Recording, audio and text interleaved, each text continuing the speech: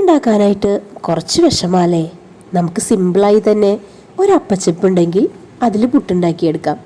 ഇതിനായിട്ട് ഞാൻ കിച്ചൺ ട്രഷേഴ്സിൻ്റെ പുട്ടുപൊടിയാണ് കേട്ടോ എടുത്തിരിക്കുന്നത്. 1 കപ്പ് പൊടിക്ക് 1 കപ്പ് വെള്ളം വെച്ചിട്ട് ഒഴിച്ചു കൊടുക്കുക. അതിലേക്ക് ഒരു 1/4 ടീസ്പൂൺ ഉപ്പിട്ടിട്ട് നന്നായി മിക്സ് ചെയ്ത് ഒരു 20 മിനിറ്റ് റെസ്റ്റ് ചെയ്യുക.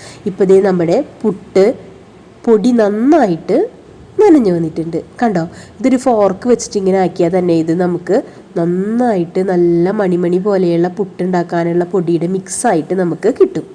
കണ്ടോ, ഇപ്പോൾ ഇവിടെ അടിപൊളി പുട്ടുപൊടി റെഡി ആയിട്ടുണ്ട്.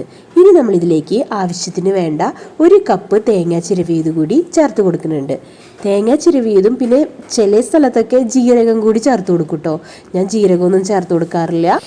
ഇത് നമുക്ക് കൈ വെച്ചിട്ട് നന്നായിട്ട് മിക്സ് ചെയ്തെടുക്കാം കേട്ടോ. സ്പൂൺ വെച്ചിട്ട് ചെയ്യുന്നേക്കാളും കൈ വെച്ചിട്ട് നമുക്ക് നന്നായിട്ട് മിക്സ് ചെയ്തെടുക്കാം. പിന്നെ എല്ലാവരും എൻ്റെ വീഡിയോ ഒന്ന് സപ്പോർട്ട് ചെയ്ത് സബ്സ്ക്രൈബ് ചെയ്യാൻ മറക്കല്ലേ കേട്ടോ. ഇനി ഞാൻ ഈ പുട്ടിൻ്റെ മിക്സ് ഒരു അപ്പച്ചമ്പിലേക്ക് വിതറി കൊടുക്കുന്നുണ്ട് കേട്ടോ.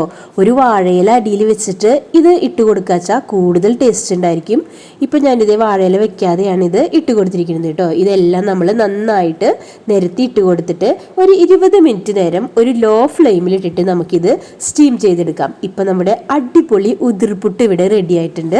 ഇതിനെ ഉതിർപ്പുട്ട് എന്നാണ് കേട്ടോ പറയാ. നിങ്ങളുടെ നാട്ടിലൊക്കെ എന്താ പറയാന്ന് ഒന്ന് കമൻറ്റ് ചെയ്യാം കേട്ടോ.